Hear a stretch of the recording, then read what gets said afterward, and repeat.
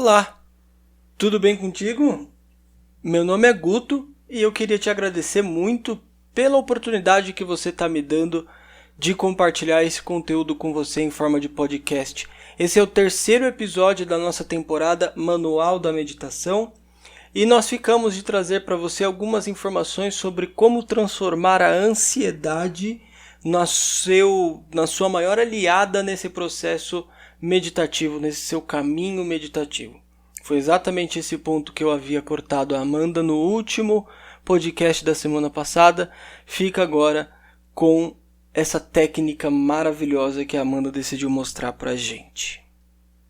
Amanda, por favor, como que eu vou fazer para transformar a minha ansiedade na minha mestre meditativa? Fala um pouquinho sobre isso. Perfeito. Bom, eu gosto muito de dar esse exemplo do próprio mestre Mingyur Rinpoche, o qual lá no templo, inclusive, o templo Xerabilingo, onde nós nos conhecemos, a monja Anne, ela utiliza a didática do Alegria de Viver, escrito pelo Mingyur Rinpoche. Para quem não conhece o Mingyur, ele é um mestre budista tibetano, vivo, jovem ainda, considera assim, né? Que às vezes a gente fala mestre, as pessoas imaginam uma pessoa velhinha, né? que também tem, né? Uhum. Mas e ele é, se eu não me engano, acho que ele nasceu. Ah, eu não me lembro se ele nasceu no Nepal ou no Butão. Mas enfim, ele é de linhagem de mestres tibetanos. E engraçado, né? A gente tem essa imaginação de que deve ser tudo muito zen. Ai, que bonito, né? E ele fala que ele sofria de ansiedade e pânico na infância, até os, se eu não me engano, os 12 anos de idade. Ele tinha pânico, assim, de participar dos rituais, da rotina que ele tinha, e ele falava que ele tinha a sensação que ele ia morrer, que o coração dele saltava, assim, pulava. Ele descreve as mesmas sensações de uma pessoa que tem síndrome do pânico e ansiedade. E engraçado, porque uma criança que vive com mestres, que já aprendeu a meditar desde que se conhece por gente, né, por indivíduo, e tinha, né, essas marcas mentais. E aí ele sempre fala que ele só é o que ele é hoje porque ele enfrentou e foi o melhor amigo do pânico dele e da ansiedade. E principalmente incentivado ao pai dele. O pai dele nunca falou assim para ele, isso é frescura, ou finge que nada tá acontecendo, né? Assim, por uma visão do oriental, o pai dele sempre incentivou que ele convidasse esses incômodos, essa ansiedade, esse pânico, e não fugir, e ficar com eles e olhar de frente e contemplar isso, né? Como que é? O que acontece? Como eu fico? Que ser, como que o Mindyur fica quando isso se apresenta? E aí ele, de fato, começou a fazer isso, se familiarizar e se tornar o melhor amigo do pânico e da ansiedade, até que com a maturidade, com a prática, se eu não me engano, quando ele chegou ali na pré-adolescência, adolescente, ele percebeu que aquilo já não tinha poder sobre ele. Ele já não saía correndo, já não tinha palpitação no coração, não suava, né? Não ficava assim.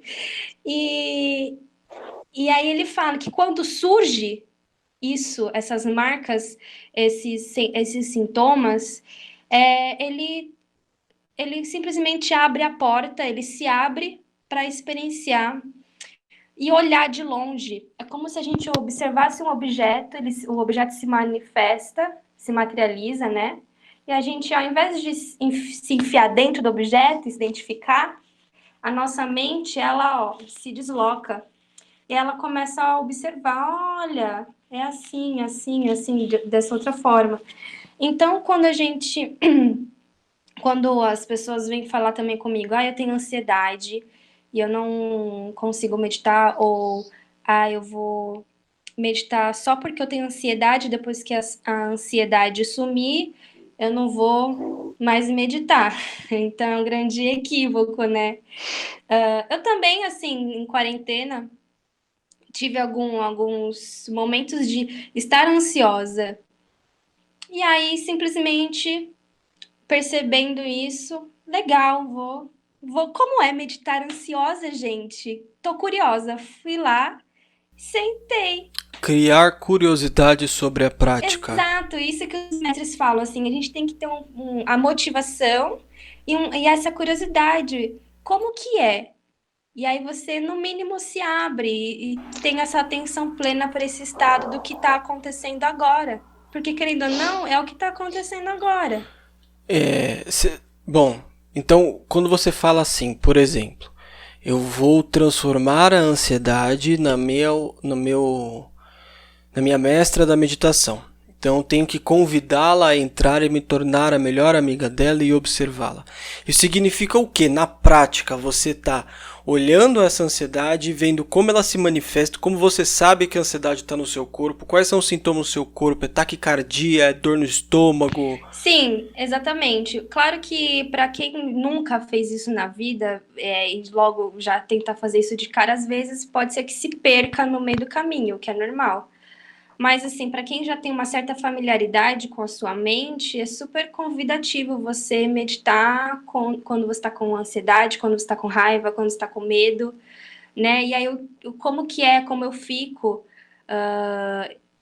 e observar e sem uma observação madura, lúcida, sem se apegar, sem se identificar a esses estados, né? E outra coisa também, você começa a se fazer perguntas na prática. Percebi que eu tô com raiva, mas qual é a parte do meu corpo que tem a raiva? Aí você fala, não, meu estômago, tá. Aí você começa a prestar atenção assim no seu estômago. Tá, mas qual parte do seu estômago tem a raiva? E você vai cavucando, só que você não acha, você nunca acha, entende? E aí depois a gente fala, né? Quando você procura e não acha, você abre a mente, você tem essa espaciosidade de shamatha, que é o leve repousar, é o leve repousar no agora, né? E aí, de fato, você entra numa meditação um pouco mais profunda, assim, né? Uma prática mais aprofundada com a raiva, com a ansiedade. Sabe que isso, eu tô lembrando aqui de uma palestra do Osho novamente. Ele veio, ele veio bastante aqui nesse podcast. Tô acostumada. Do Osho.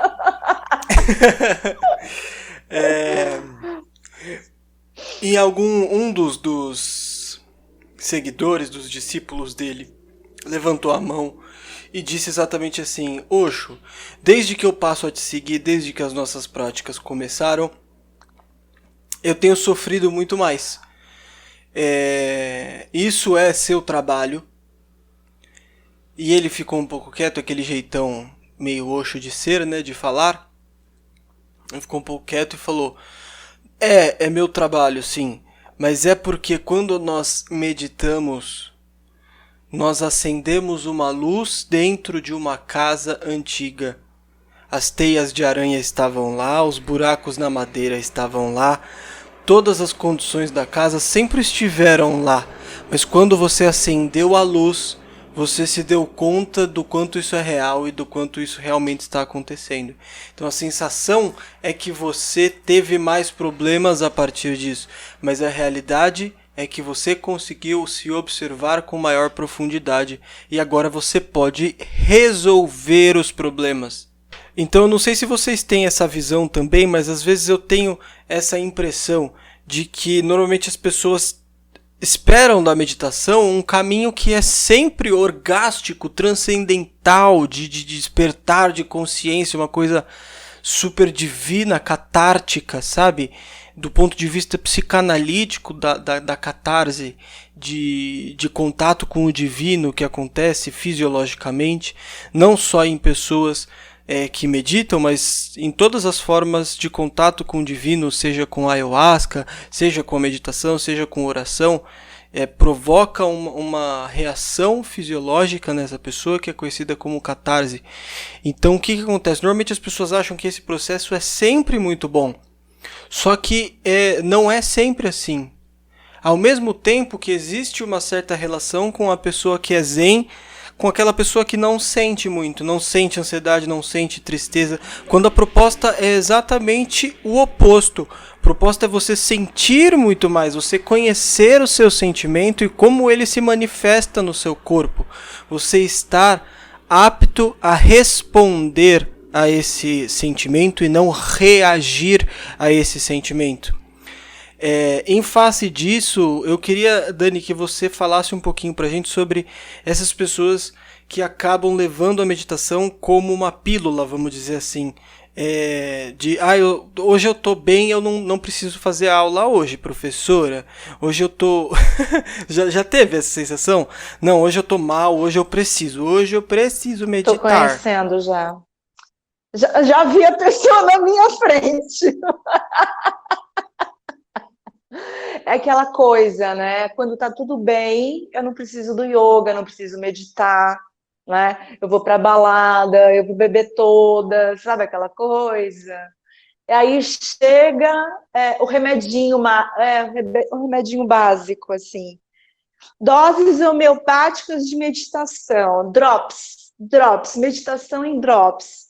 Né? Eu vou fazer aqueles 15 minutos, hoje eu não preciso, né? Tem que ter uma paciência. Então, meditar, é como eu te falei lá no início, quando eu contei para você um pouquinho da minha história, que desde que eu me conheço, eu sei o que é essa filosofia, essa ciência, né? E eu te falo uma coisa, se você não meditar, todos aqueles nossos bloqueios, todos aqueles nossos véus que encobrem a nossa verdade, eles voltam. Porque existem vários cantucas, vários véus ali que encobrem a nossa verdade, né? A gente chama os véus de Maya, os véus daquela ilusão que você pensa ser. Aquelas associações erradas que a gente chama de sanskaras, vasanas, identificações. Se você não se observar, sabe aquele velho ditado que já, acho que é do catolicismo, né? Orai e vigiai. A mesma coisa. Você tem que estar sempre em estado de yogi, em estado de yogini. Ser sempre o observador de si mesmo. Aí você vai chegar num ponto que você vai falar assim, ok, eu hoje não preciso mais me identificar com tais sentimentos. Eu não preciso mais disso. Eu já transmutei isso, já transcendi. Então, é necessário sim. Então, com o tempo eu vou aprendendo quando é adequado ou não reagir de tal e tal forma. Você vai dissolvendo tudo isso. Você não vai mais precisando disso, porque você vai fazer aquele trabalho de se reconhecer. Mas aquilo que a Amanda estava falando, é muito importante você se reconhecer na raiva, não negá-la. Porque só quando você se conhece e se reconhece, se aceita, aí sim você não precisa mais disso. Porque enquanto você negar os sentimentos, me desculpa, sentimento de negar-se, não se identifica mais com nada, mas aquilo tudo está ali dentro de ti, naquele caldeirãozinho mágico. Um momento ou outro, ele vai voltar. Se você não dissolver... É, Me fala. eu vou acabar trazendo para vocês uma coisa que entrou muito de encontro que eu lembro de uma das palestras da Monja Coen, em que ela fala É, que o resultado da viraram meditação ator, né? é muito Viraram bom, ator. mas o processo é turbulento, porque você entra em É contato com sentir, você é mesmo. encarar os seus demônios. Exato, é É encarar quem encarar você é tudo. em qualquer momento. Exa É encarar como você é em qualquer momento. Se você foi chato, se você foi cuzão, se você foi isso. Teve uma vez, nossa, eu vou até dividir uma história com vocês aqui. Esse semestre eu faço faculdade de animação e esse semestre foi stop motion. E a stop motion é aquela animação de massinha. Não sei se vocês lembram do Pingu. Pingu era Eu aquele. lembro. Lembra? Era aquele desenho Eu de lembro. massinha que passava na cultura, anos 2000, finalzinho dos anos 90, enfim. E então eu tava aqui no meu quarto, tudo aqui em cima da mesa, né? Massinha, tudo cenário, tudo bonitinho, umas coisas de papel, muita coisa de papel, tudo bonitinho. E aí, de repente, a porta abriu, veio a ventania, tava aquele coisa, voou papel pra tudo quanto é lado, eu fiquei doido. Eu falei, nossa, mas eu morri de raiva. Eu não sei se vocês já sentiram isso, vocês já tiveram raiva de papel que voa? Eu fiquei muito raivoso, cara. E eu senti que essa provocação primeiro, sabe? Esse intervalo de tempo entre a provocação do meu corpo e a minha real identificação com o sentimento. Primeiro eu fui convidado a me sentir irritado, puto por causa daquela situação e Tensiona tudo. exatamente o meu corpo Sim. imediatamente tensionou como se fosse uma coisa. E eu acho que essa raiva veio mais ou menos isso, como se fosse um gatilho, sabe? As pessoas quando estão tensas tensionam o ombro, como se fosse exatamente a mesma coisa. Meu corpo, Normal. tum, reagiu. Normal. Reagiu. E foi com o Aceitação. sentimento. Aceitação. Acolhe essa aceitação, esse sentimento, até acabar. Não adianta você negar. Se negou, vai voltar. Então, eu precisei passar a raiva, que acabei Sim. xingando alguma coisinha pra poder me acalmar. Mas é muito bizarro, porque é como se fosse um vício, né? De postura. Você vai observar o porquê desse sentimento. Por que você está tendo ele? Uhum, Por que ele te incomoda? sim. E aí eu vou conseguindo aos pouquinhos perceber que, por exemplo, meu ombro tá tenso. Eu preciso relaxar esse músculo, tá. Eu vou fazendo essas analogias. E aí. E aí eu tô precisando, assim como, essa é um vício da minha postura, esse é um vício da minha mente, de se sentir talvez um pouco irritado numa situação que é gatilho para que isso aconteça. E a meditação eu vou percebendo esses gatilhos e dissolvendo.